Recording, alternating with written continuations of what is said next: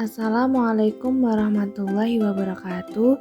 Saya Amalia Sofi Kurniawati akan membahas koneksi antar materi terkait perjalanan pendidikan nasional.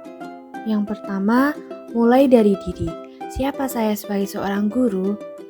Nah, seorang guru merupakan profesi yang sangat mulia.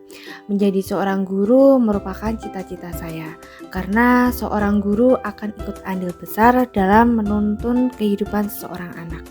Saya juga ingin berperan sebagai seorang pendidik, mencontohkan hal baik kepada siswa saya nantinya. Seorang guru harus mempunyai tekad yang kuat. Sebagai seorang guru, saya harus berpihak kepada peserta didik, yakni dengan menuntun mereka berkembang sesuai bakat, minat, dan potensi yang dimilikinya.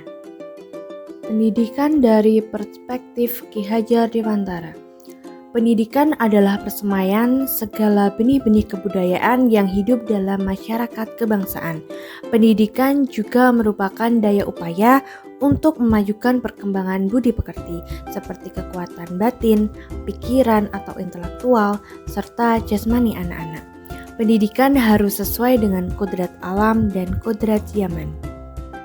Perjalanan pendidikan nasional sebelum kemerdekaan. Pada saat sebelum kemerdekaan, tidak semua orang dapat mengenyam pendidikan. Pendidikan pada saat itu didasarkan pada golongan penduduk menurut kelas sosial atau keturunan, serta golongan kebangsaan yang berlaku. Pembelajaran pada saat itu hanya sebatas menulis, membaca, dan menghitung hanya untuk mendidik calon pegawai dan mendukung usaha dagang oleh pemerintah Hindia Belanda. Selanjutnya, perjalanan pendidikan setelah kemerdekaan. Pendidikan di Indonesia setelah kemerdekaan sampai saat ini banyak mengalami perubahan, meliputi tujuan pendidikan, sistem pendidikan, hingga kurikulumnya. Saat ini, Ki Hajar Dewantara menjadi sosok teladan yang dikenal sebagai Bapak Pendidikan Nasional. Menurut Ki Hajar Dewantara, pendidikan akan memerdekakan manusia dari aspek hidup. Pemikiran Ki Hajar Dewantara tersebut diadaptasi dan diimplementasikan dalam kurikulum saat ini, yakni kurikulum Merdeka Belajar.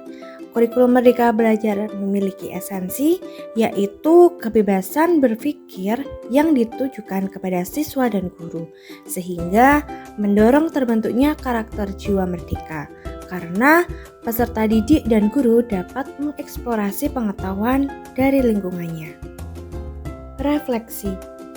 Nah, setelah mempelajari materi ini, saya menjadi lebih paham mengenai sejarah perjalanan pendidikan Indonesia dari sebelum kemerdekaan hingga setelah kemerdekaan, serta pemikiran Ki Hajar Dewantara yang diadaptasi dan diimplementasikan dengan penerapan kurikulum merdeka saat ini, yang meliputi konsep, metode, dan strategi pembelajaran yang digunakan untuk mengajar nantinya. Perubahan setelah memahami materi, yang pertama, membentuk pemikiran sebagai guru yang profesional mampu memberikan ilmu pengetahuan dan mendidik siswa dengan mencontohkan hal-hal yang baik. Kemudian, mengubah pembelajaran yang berpusat pada peserta didik. Yang terakhir, terus belajar menjadi guru dengan mencari ilmu pengetahuan yang baru guna meningkatkan potensi dari dalam diri.